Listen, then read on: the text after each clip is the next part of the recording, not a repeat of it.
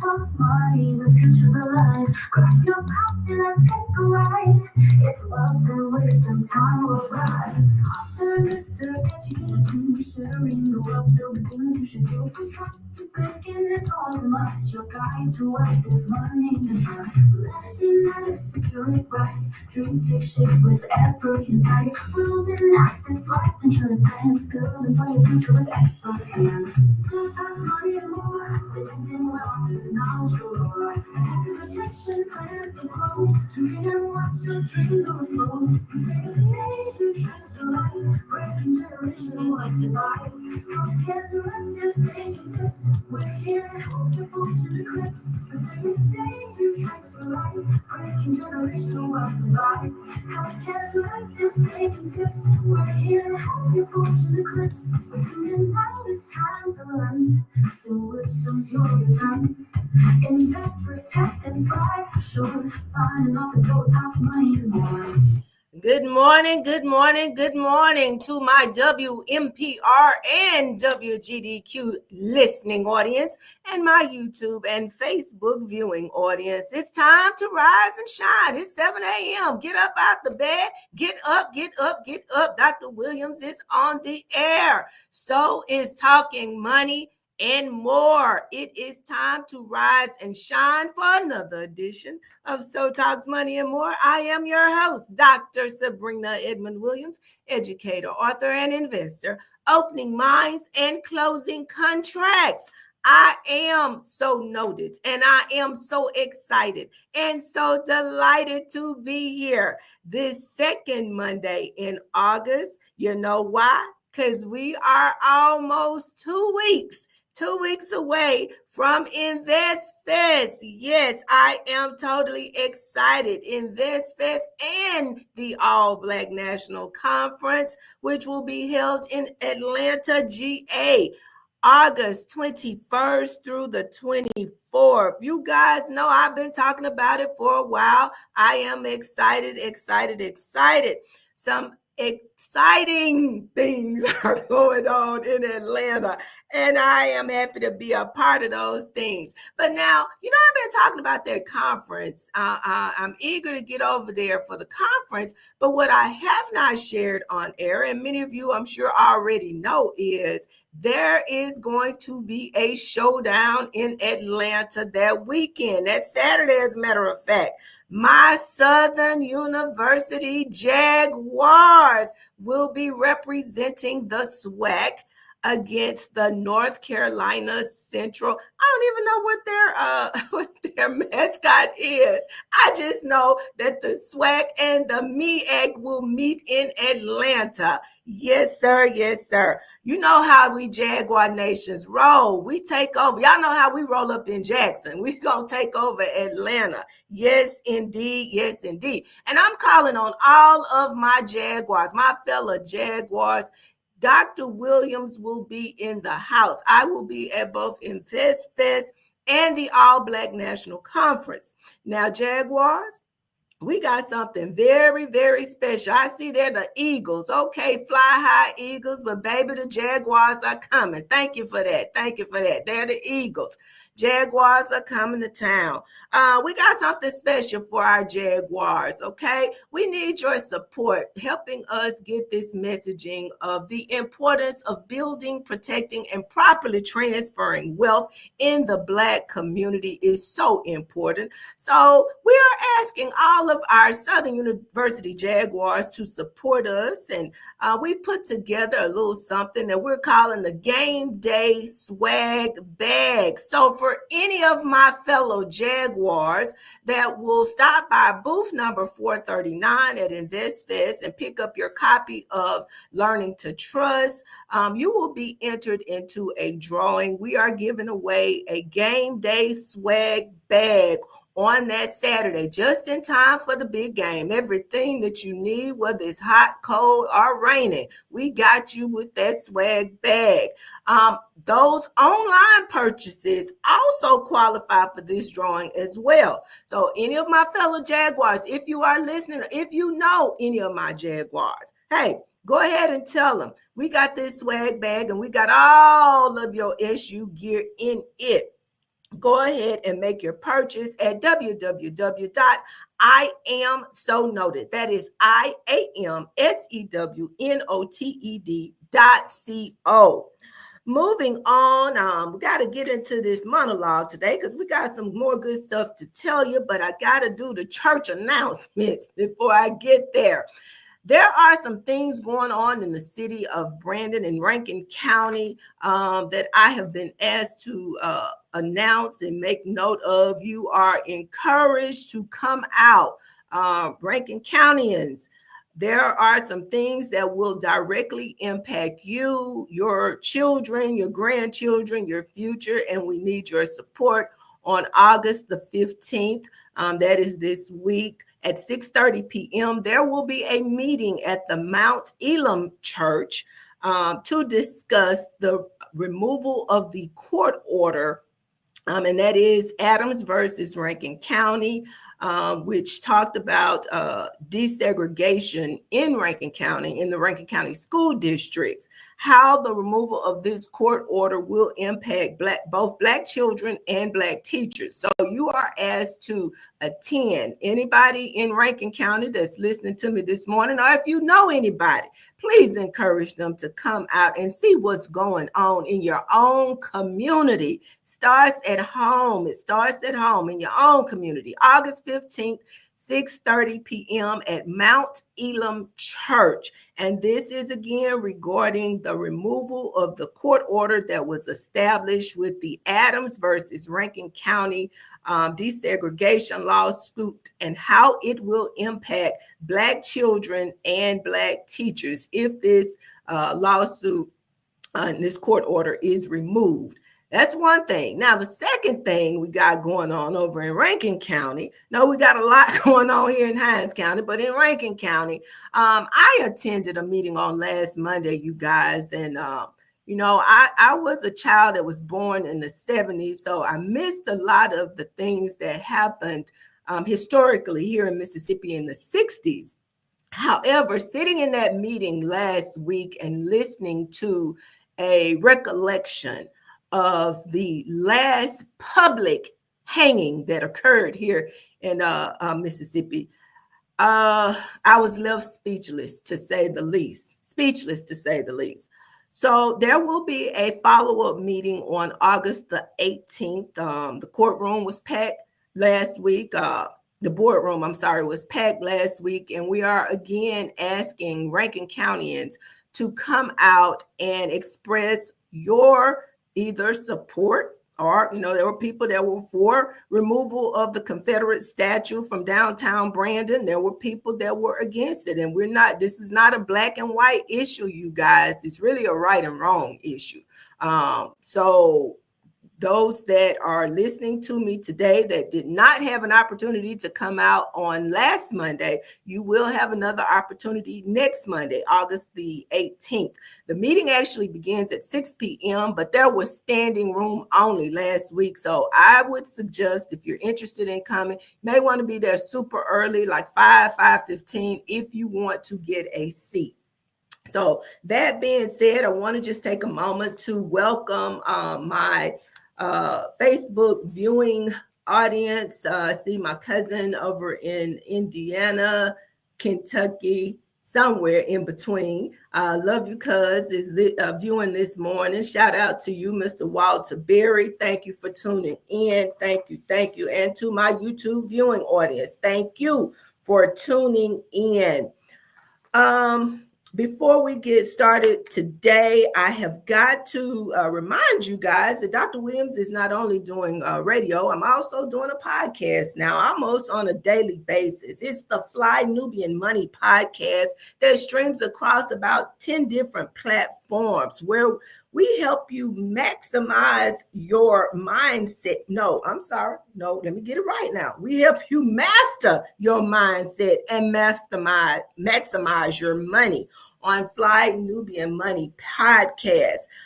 If you are interested, it airs every day from 12 to 1 Central Standard Time. We have a variety of great topics that we're discussing on Fly Nubian Money podcast. Please text the word Queens, that's Queens,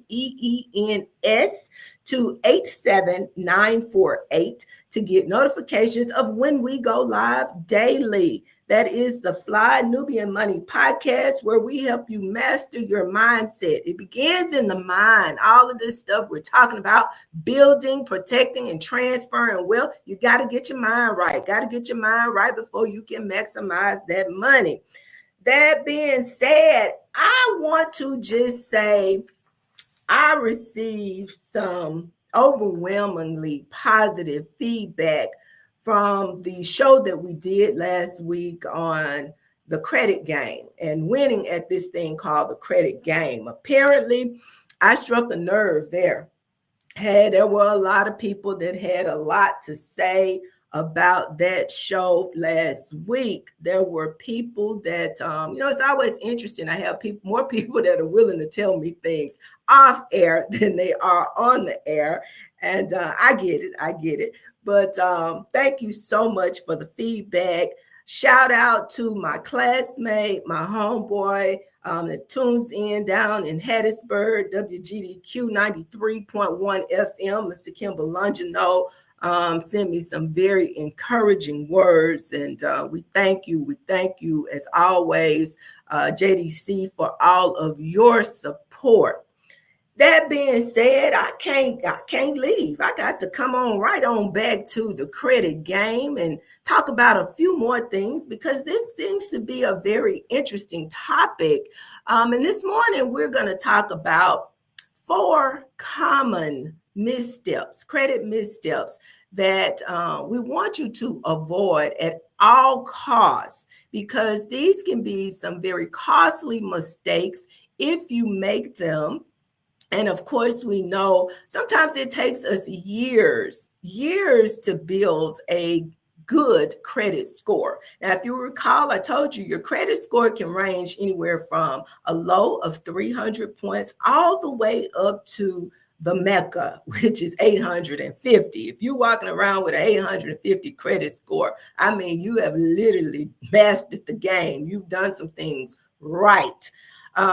And with that being said, it may take you years to build that score, but 1 or 2 mistakes or missteps, I'm not going to even call them mistakes, I'm just going to say missteps, can cost you a lot of points and a lot of time trying to rebuild. So let's get into it. Let's talk about some of these missteps that we want you to avoid if at all possible. Now, I'm going to paint this scenario, and you guys tell me if this sounds familiar to you, okay? You walk into a store, let's say Belk, let's say Kohl's, let's say Dillard's, one of these retailers. And, you do your shopping and you get up to the register to check out. And the very first thing they say is, what? Would you like to save 20% on that purchase? All you have to do is apply for our in-store credit card. Okay, our in-store card. Well, now I got to be honest with you. I'm going to tell you how I feel about it, and you may not agree, but I'm not really a proponent of retail store charge cards, is what they really are, charge cards. I'm not a big proponent of them. I think they do have their place, but I do want to just point a few things out to you so that you are more aware, more informed when you make the decision to accept that offer to apply. Now, although these retail store cards are often easier to qualify for, they come at a cost a lot of times. So you can get anything from, of course, a low credit limit. They're only going to allow you to charge up so much.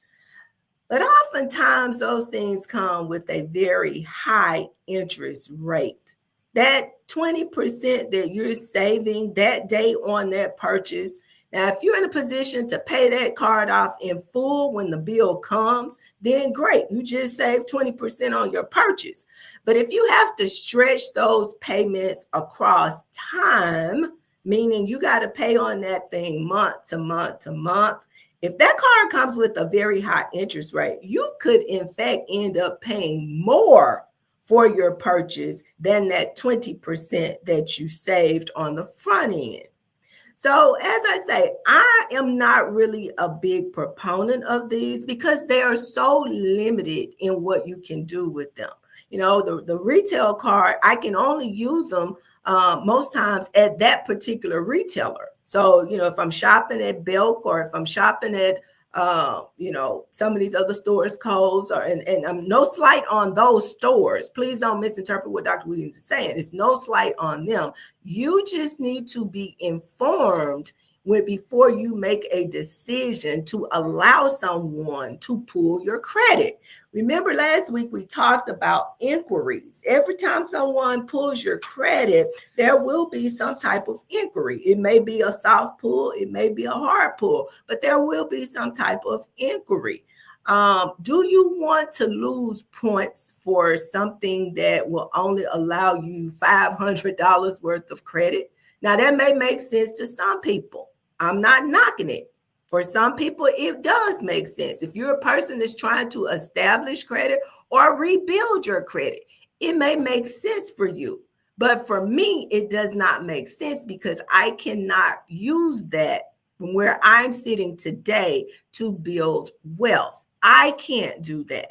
So that's an individual choice, but I do want you to be informed and to know that, always jumping on that opportunity to save that 10% or maybe 20% on that purchase may not be the best thing in the world to do.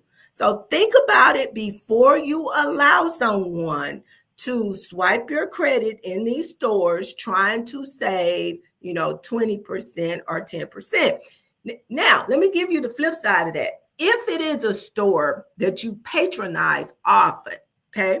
Like for me, that store would be somewhere like maybe Lowe's or Home Depot because I am a real estate investor, because I spend a lot of money in these places buying products for my rental renovations. So it does make sense for me to have a retail card in that case, because every time I spend money in those places, I get money back. I get cash back.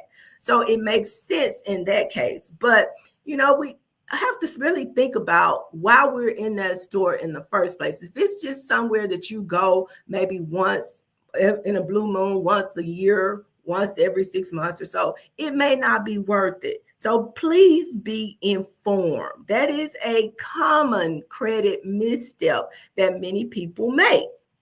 Now, the second one, car shopping.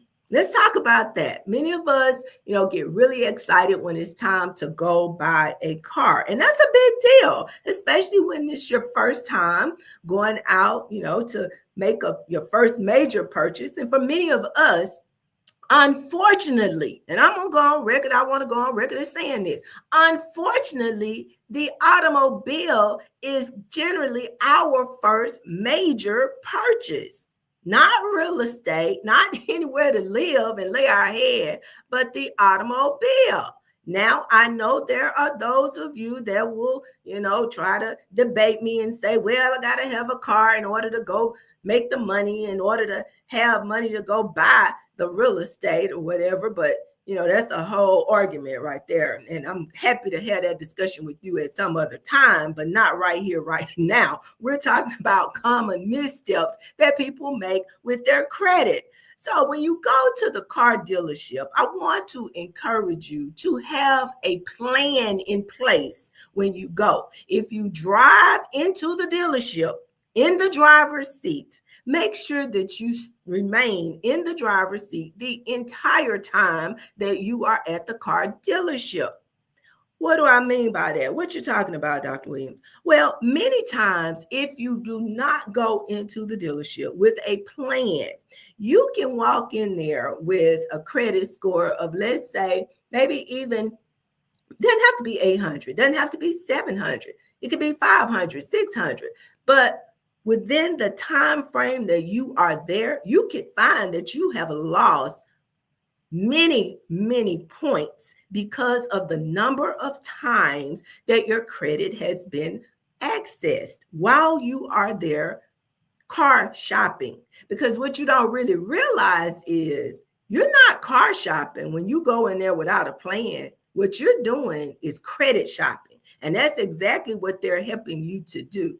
They're trying to find somebody to finance you for that car. So that means multiple pulls on your credit, trying to find the approval.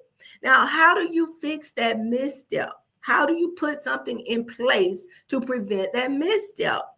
Go get a pre-approval before you go to the car dealership. This is why it's so important for us, you guys. If we're not walking in there with cash to buy the car outright, go get you a relationship with a bank, a credit union, some other entity that will finance the car for you. Because what happens is when you walk into the dealership with a pre-approval, basically that's like having cash. That's like going in there with cash in your pocket. You're discussing purchasing a car, not financing. So your whole conversation, your posture, all of that is different when you walk in there in the driver's seat. You know, hey, I came to buy a car. I'm not here to discuss financing options. I'm not here to discuss, interest rates. I'm not here to discuss any of those deals. I want this car. This is the amount of payment I'm going to be paying on this car. These are the features I would like on this car. Please show me these cars that fall within this criteria. Okay. That's the conversation you have when you already have your business in order, when you walk into the car dealership with a plan. When you don't walk into the car dealership with the plan, the conversation goes totally different, really, really different type of conversation that you're having at that point. Okay. They got to go in the back office and have a conversation with the manager. Have you ever heard that before? Okay. Am I preaching or am I preaching? I'm trying to be teaching this morning. That's what I'm trying to do, Mr. Armstrong. I'm trying to teach over here this morning. You got to have a plan when you go in there. And if you don't have a plan, or if you're not in a position to have a plan, just know that this is going to impact your credit score. And this is not, this information is not geared toward any one group of people, or it has nothing to do with your status. I had somebody to call me a couple of months ago. I was in a conversation with someone that had just gone to the car dealership and purchased a new car. And this was somebody that probably should have known better, but he did not. And my conversation with him was about all of these inquiries that he had on his credit report, because the car dealership did just what I'm talking about. They shopped around for financing while he was sitting there. Okay. So one inquiry, if you go get pre-qualified through your credit union or your bank before you go to make this purchase, one inquiry, it may knock off, a few points on your credit score, but multiple inquiries can have a compounding effect on your credit score. So please take the time to act wisely before you make this purchasing decision, especially considering how much cars cost today. Some of these car payments are $700, $800, $900, maybe even $1,000 a month, which is more than some people's mortgage. So you got to be mindful and have a plan together.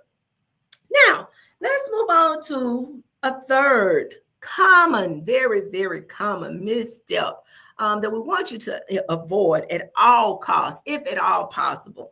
And that is late payments. Now, remember last week when we were talking, I told you that there are 5 basic factors that make up that credit score. Your payment history. That's whether or not you are paying your bills and whether you're paying them on time. That makes up 35% of that score. So if you are not making timely payments, just know that you're losing a ton of your points because of the way you pay. Now, let me break it down for you. When you make a late payment, what will determine whether it's posted or not typically is the time frame in which the payment is made. So let's just say, life happens to all of us. I get it. No, hey, as I minister to you, I minister unto myself. Life happens to all of us. We get busy, and oops, we realize it's the 11th day of the month and my payment was due on the 10th. Wow, I just missed my payment. So yes, technically it's late. It's a day late, but it's still late because it was due on the 10th, right? Well, a late payment of a few days typically only results in a fee. Okay, so that $29 fee, $39 fee, $49, whatever they charge, that's what you will see, that fee. Now, if you can make that payment within a few days, no harm, no foul. It costs you $20, $30, and you're good. No impact to your overall credit score. But once your payment reaches the 30-day late period, 30 days, that's typically when there is some type of reporting to the credit bureau. A reporting happens typically at 30 days.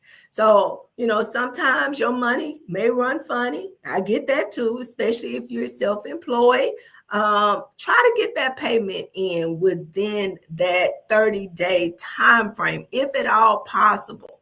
Now, if you make a partial payment, that likely is not going to be good enough either to keep these these companies from reporting you to the bureau. Now, the caveat is if you're making a partial payment, but you have it paid in full by the due date, that's a totally different conversation. But what we're talking about now is being late on the initial payment itself.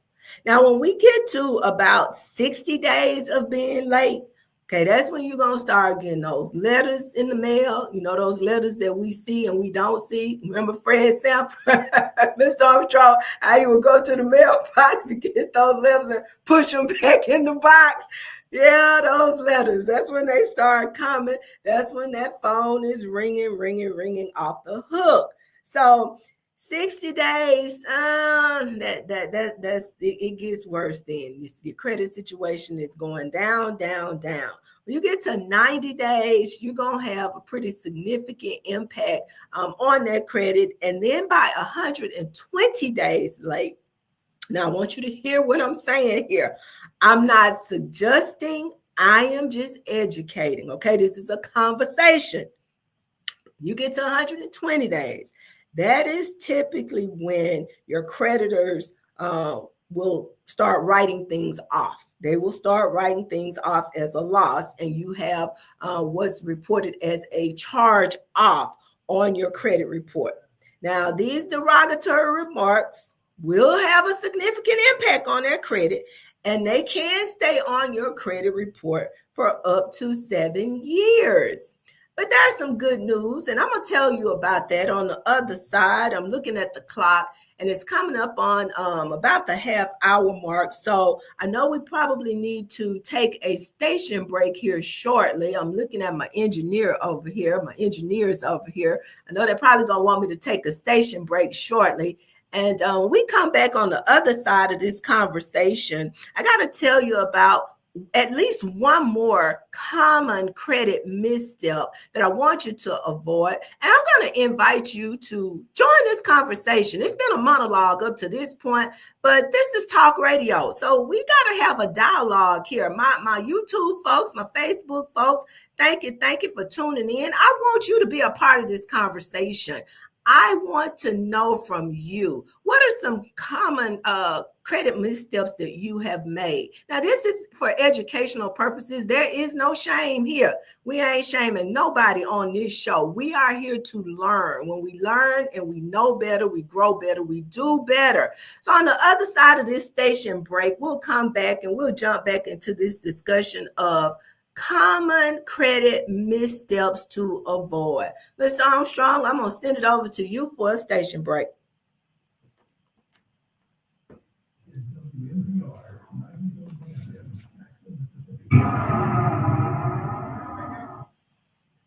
All right. They gave me a short one now. I guess this thing is good right here. So we're going to jump on back into this discussion. All right, so those late payments, you guys, can really, really hurt you. They can bring your credit score down significantly. The longer you go, the more they hurt you. Now, I'm going to stop right here and share my personal story, and then we're going to get back into a couple more of these common missteps. I found out the hard way. I found out some things. I don't. You guys remember back in 2008, 2009, when we had the housing market meltdown. Dr. Williams learned some things the hard way. And one of the things that I found out is as long as you're paying your bills on time, when you reach out to your creditors and you say, hey, I've been with you for X amount of years, and I know I have a good credit history right now, but I can see some things coming down the road, and things are probably gonna get kind of shaky here on my end. So I just want to let you know this and see what recourse we have, what things we can put in place. Sometimes folks don't hear that, you guys. Although I went through that. I experienced that with the housing market meltdown. I knew something was going on because prior to that, I was buying property. I could flip property. I could go get mortgages on properties, but that process became slower and slower and slower. So I didn't exactly know what was going on. It was kind of like, remember, more recently, COVID. We kind of knew something was happening early on, 2019-ish, but we really didn't get the full impact of what was going on until 2020. It was the same with the 2008, 2009 housing market meltdown.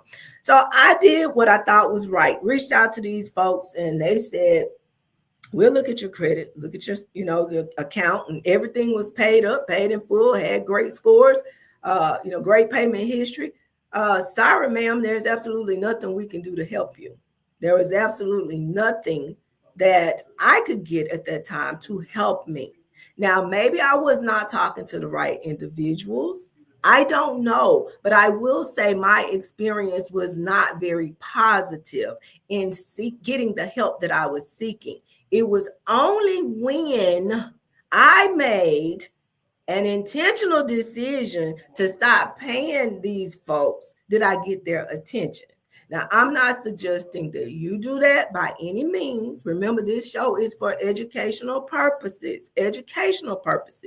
But I felt so bad because I had to literally ruin my credit in order to get help. Now, once I did that, surprisingly, there were all kind of programs available to help me because now I was late making these payments.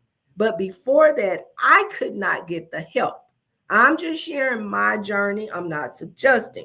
That's my personal truth. And I wanted to share that with you. Now, hopefully you will not have to do that. We're here to teach you how to build this credit score. And we're going to also work with you on, once you've built it, how to go build you some wealth with that good credit score. So that being said, let's go on over to another common credit misstep, because I want to hear from you. Closing old or inactive accounts. Now, I just had this conversation with a dear loved one who I'm sure is listening to this show just a few days ago about closing an account that this individual has had for many, many, many years. Now, Dr. Williams, why would you say that's a problem? Well, it's a problem because if you go back to the scoring model, 15% of your score is based on the length of your credit history. The length of your credit history. So if you've had a card that has been open or an account that has been open for 20, 30 years, if the account has not been closed by the card issuer, if they're still allowing you to maintain that inactive status, then please don't close it.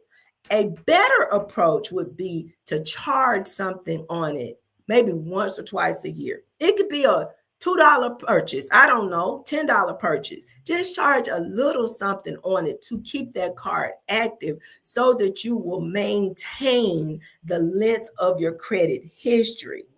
it can really, really significantly impact your credit score negatively. Now, for those that are listening to me and saying, well, that doesn't make any sense to me. I don't even understand what she's talking about. Why shouldn't I just close the card down, shut it down? I'm not using it. Let me give you an example. Let's say you had 5 cards, okay? Each one of these cards has a $5,000 limit. So that's a total of $25,000 worth of credit that you have access to. Now, you have been a good steward of your credit, and it's taken you a while to do this, but you built up that $25,000 access to credit. But when you think about it, say, well, I'm only using 2 of those cards. The other 3, I really just don't use. So I'll close them out. I'll shut those accounts down. No, no, no, no, please do not do that. Because if you do that, that long credit history that you have established, you are impacting that. And let me show you how. Let's say if you had a $2,500 balance on 2 of those cards. So that's $5,000 worth of debt that you're carrying on those 2 cards, but you have access to $25,000. So 5,000 out of 25,000 is only at a 20% utilization of your overall credit that's available to you. And remember from last week, I told you, you typically want to stay under 30% utilization. So that 20% utilization is not bad at all, okay? It's not bad. It could be better. 10% or less is better, but 20% is not bad. But now if you shut those other 3 cards down, if you make a decision to close them down because you're not using them, then what happens is 5,000 now is out of 10,000 as opposed to 25,000, which means you're at 50% utilization on your credit. Okay. So the ratio changes. It's simple math, you guys. It's simple math. The ratio changes. You don't want to do that. So please, please come up with a better strategy. If you have spent the time building up that credit, even if you're not using those old cards, find something, some little something to to purchase, maybe once a year, twice a year, make a small purchase and pay it off. Now you not only do you have the history, you got the payment history as well, which reflects very positively toward your credit score. Positively. Now, that being said, I see people are tuning in this morning. So obviously y'all like what's being said this morning. Either you like what's being said or you're just waiting for your turn to call in and tell me that you don't like it. The phone lines are open here in the studio. Phone lines are open at 601-948-5950.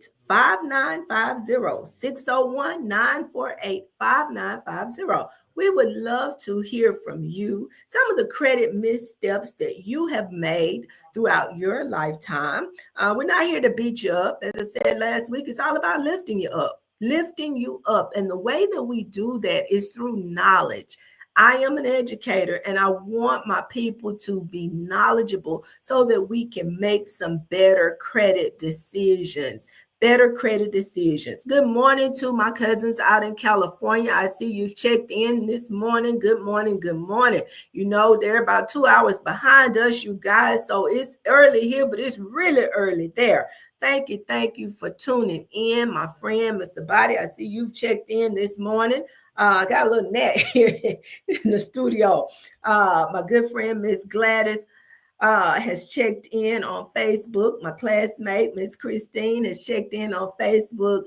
Thank you for tuning in this morning. Anybody bold enough to call me up and let me know, even in the chat if you want to, some of the credit missteps that you've made. And full transparency, Dr. Williams has told you I've made some. Another one I'm not embarrassed to share, because when you don't know, you just don't know. I can remember when we first started buying rental properties. And this is why it's so important to have these type of conversations, because I don't want you making the same mistake Dr. Williams made. So when I first started buying rental properties, I was utilizing my good credit score to get access to the capital that I needed through bank financing to purchase these rental properties and finance these rental properties. Well, what I had not done very well at that point was establish myself as a person and an entity. And that's a whole conversation we're going to have right there. I can't just gloss over that. I mean, that's a whole conversation, because that's how you begin to level up and truly build wealth. But I had not done that. Nobody had sat me down and talked to me and told me that, you need to separate these things. You have your personal credit, and then you have your entity, your business, your LLC, your C Corp, your S Corp, and you build business through that. You build credit through that as well. So at that point, I was doing everything as Sabrina Williams. So it got to a point, where it was you walk in and you have these great credit scores, and the banks will work with you and they'll give you the financing that you need. And when they see that you're a good steward of what they've given you, they'll give you more and they'll give you more. And then at some point they look at you and they say, wow, oh, you got a little problem. And it's called a DTI. Okay. Anybody ever heard that acronym, DTI? Debt to income. So you got a whole lot of debt over here, but your income does not seem like it's that high. Okay. The income doesn't seem like it's that high. Even though we were making money through our rental properties, because we did not have this set up as a business entity, it just appeared that we had all of this debt that we were carrying. So our DTI was so high, it threw us into a position where now you can't get access to the same type of credit anymore. Okay. So we were overutilized at that point. We had a DTI problem. Now, why is that an issue? I'm glad you asked that question. When the rates changed, as rates often do, many times you will want to refinance so that you can get a better rate. Okay. So let's say if you're paying a 6% or 7% mortgage rate and the rates drop down to 3% or 4%. And that could be really significant over an extended period of time. Well, if you're not in a position to refinance, that hurts. And I experienced that, you guys, full transparency. I experienced that firsthand. So I can sit here today and tell you about the credit misstep that I made so that you won't make the same missteps, okay? So that you won't make the same missteps. So I don't know. I know we were having some problems with the phone lines here in the studio earlier. I don't know whether we have gotten those resolved, because I have not heard from anybody yet. On credit missteps that they may have made. Or maybe you guys are just not willing to share with me this morning. I don't know. But just remember that all of this is for our learning. The more that we know, the more things that we can prevent. And honestly, the more things that not only we can do better, but we can certainly teach our children how to do some things differently so that they don't have to experience the things that we are experiencing from or have experienced during our lifetimes. If it has taken us, 30, 40 years to learn some things, if we can go ahead and impress these things upon our children at younger ages, they could get there a lot faster. And you guys know, as parents, we can help our children get there. We honestly can, through things that we can do for them. Things like helping them to establish their credit. So I hear a phone in the distance. Let's see if this one is here in the studio. 1 second. Good morning, caller, WNPR. You're on air. Good morning, Dr. Williams. This is Curtis Body. I wanted to call real quick to give you a few of the missteps that I made along the way. Yes, sir. Thank you so much for your willingness to share. Go right ahead. One was making less than the minimum payment, because I was thinking, as long as I was paying the bill, I'd be fine. I realized that was a mistake. Carrying my credit card balances too high, maximizing my utilization, applying for too many credit cards that came in the mail to you, things that come in the mail, which was putting a lot of hard inquiries on my credit report, and as well as those small medical bills that we tend to avoid or don't think about, or small amounts of loans that goes into collection that we could pay that 30, 40, 50 bucks that would keep it from going into collection. Those are a few of the things that over my life that I've seen that were bad missteps in my life. And I just want to share that this morning. Well, thank you so much for your willingness to be transparent with our audience this morning, because I think that's the way we learn. We start these conversations, we have these conversations, we let other people know that, hey, you're not the only one. I've been there, I've done that. And it's not a bad thing as long as you learned from it. I think everything that happens either as a lesson or a blessing. And sometimes it's both, a lesson and a blessing. So the fact that you are willing to call in this morning, Mr. Body, and share with our listeners some of the things that have been struggles for you along the way. Now, let me ask you this, and then I'm going to let you go because I have a couple of other questions here in the chat. What did you learn from that, and how did you recover from those things? Well, the first thing that I had to do was own it. And what I mean by own it, admitting to myself that I have an issue with my credit, and then seeking those out that could work with me to help educate me on credit. A lot of us, when we leave home, we don't know a lot of this stuff, and we picked up a lot of bad habits, don't know they're bad habits, but being transparent with folks that was in my life at the time, and asking for help and being very transparent. And owning those issues. Well, thank you so much for calling in and sharing that. I appreciate you for calling this morning. Owning it. We don't know what we don't know. We only know the things that we do know. I can sit here as a person that has gone through the highest realms of the academy and tell you that there are a lot of things I don't know, didn't know, still don't know when it comes to credit. But I've learned a lot of things along the way. You know why I don't know these things or didn't know these things? Because out of all the math classes, the calculus, the trigonometry, the differential equations, all of these high-level math classes that I had to get my engineering degrees, I never took classes on credit. And that's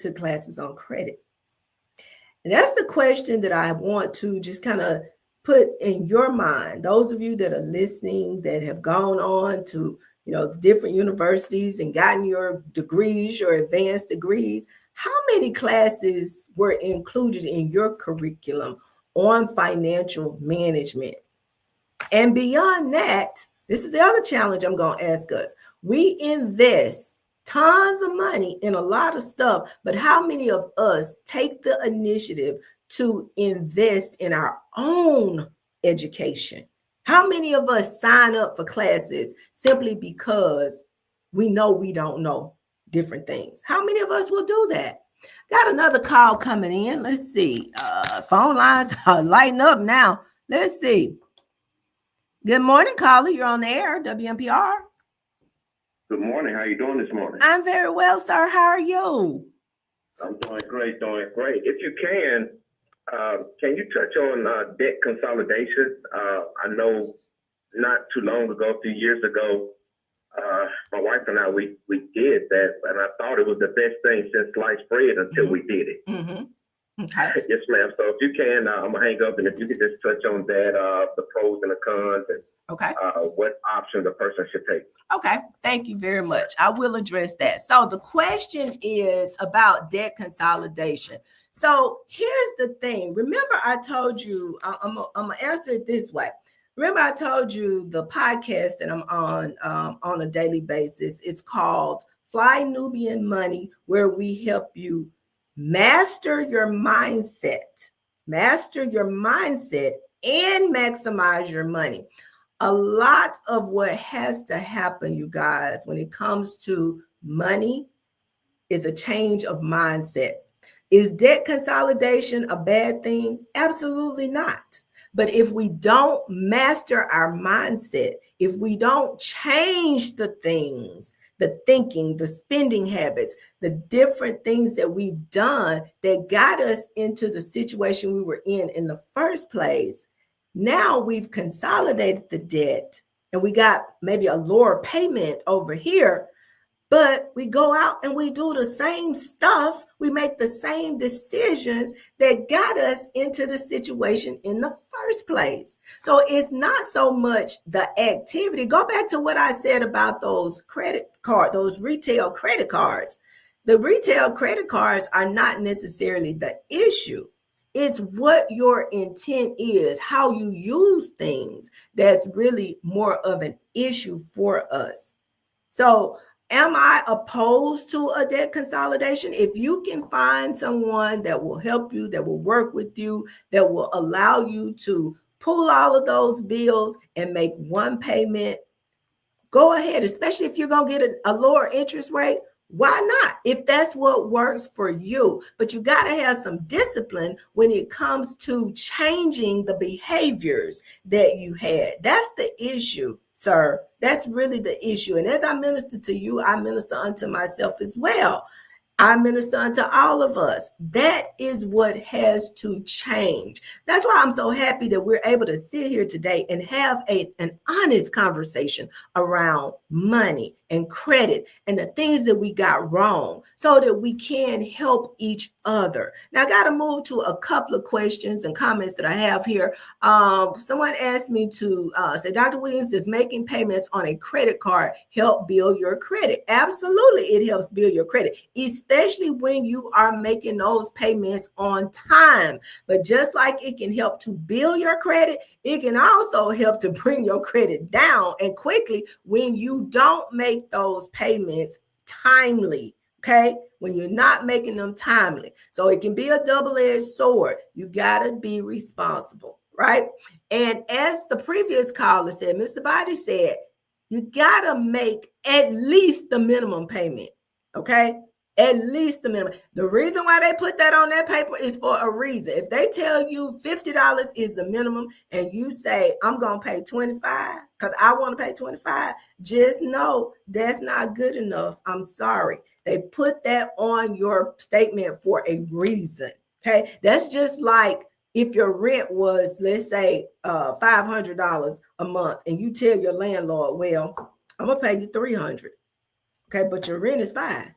You keep paying $300, what's going to happen? You're going to find yourself out, So, hey, just know that you do have a responsibility. Now, I see somebody on my Facebook, Mr. Jarvis. Thank you so much, sir, for checking in. Let's see what you got to say up here. You say credit is a community and home taught skill depending on an institution that builds debt and not wealth. It won't work. College and school isn't built for that. Okay, so that is an interesting perspective. My good friend Gladys says, lack of knowledge was my downfall. Put in climbing back up now. Okay, climbing back up now. Yeah, we fall down, but we don't stay down. We get back up. And the way we do that is by educating ourselves on the things that we don't know. Now, for those of you that are listening today, if you are struggling with your credit, you may have some things on your credit that need to be removed from your credit. Okay, there are some things that are inaccurate on many of our credit reports. I am going to encourage all of my listening audience, go on over to annualcreditreport.com, and get a copy of your credit report. Mr. Body told us you got to own it. You got to acknowledge where you are. And it starts with getting a copy of that credit report. Now, back before the pandemic, we only had access to a free copy of our credit report once a year. Guess what? Things have changed. Some things went in place during the pandemic, and those things have stayed around. Some things were not all bad. And the fact that we can access our credit report on a weekly basis, that's a good thing. We can stay on top of what's being reported. Now, I actually pulled a copy of mine a couple of weeks ago, and I noticed on there that somebody reported that I had an address in Irving, Texas. I don't even know that I've ever even gone to Irving, Texas. So that's something that I am going to dispute and get removed from my credit report because that's inaccurate information. The bureaus have a duty, and it's a law. They have to report accurate information. Inaccurate information is disputable. So there are a lot of things on our credit reports that we can dispute. We can get some of this stuff off, and you will be amazed how simply removing inaccurate information from our credit report can impact that overall credit score. So I'm going to challenge. I'm not going to even ask. I'm going to challenge everybody that's listening to my program today, whether you are listening to me via social media or if you're listening to me on the radio. Please go out at some point this week. Go ahead and put it on your to-do list. Go over to annualcreditreport.com and get you a copy of your credit report. That's the first step. You got to acknowledge where you are, what's on it. Now, those items that are inaccurate that you find on that report, I want you to highlight them. Let's say highlight those in yellow. Now, those items on there that are negative, I want you to highlight those items as well, because we are in the coming weeks, we're going to be talking about some things that we can do to recover. We may find ourselves in a place that we don't want to be in right now, but we don't have to stay there. The more we know, the more we can grow. Okay, so I don't want to leave you there. If you are having some challenges with that credit and you want to have a private conversation with me, because I can connect you with resources that will help you get that credit cleaned up, get that report cleaned up, get that score up, please give me a call. My number is 601-891-5611. Again, that's 601-891-5611. One more time, that is 601-891-5611. I would love to help you because we want to position you to win. This is winning season, you guys. You know, 2024, I talked about implementation, and 2025 being all about implementation. Now, I can give you the education and the information all day long, but if there is no application of this information, your situation is going to remain the same. So we want things to change for you for the positive, for the better. Now I'm looking at my time and it's quickly passing away. I have enjoyed this conversation thoroughly this morning, so much so that we're going to stay right here. We got some more stuff to learn about this credit game, you guys, because I've learned a whole lot along the way, and I'm learning stuff every day. Because see, Dr. Williams studies. Not only am I an educator, I am a student. I spend time studying things, and not only do I study them, I implement as well. That being said, it's been my pleasure to be with you today here with So Talking Money and More. I'm going to challenge you and encourage you and invite you to follow me across social media platforms at I Am So Noted. That is IAMSEWNOTED. I Am So Noted on IG. Put that underscore behind it. Somebody took my I Am So Noted. They hijacked it. I Am So Noted across platforms. Getting excited, y'all. Can you tell? It's getting closer to Invest Fest. Yay! It's been good being here with you, Mr. Armstrong. I tell you, we have had some exciting discussion today around credit, and I'm looking forward to being right back here next Monday. If it's Monday morning at 7 a.m., so is Talking Money and more. Peace.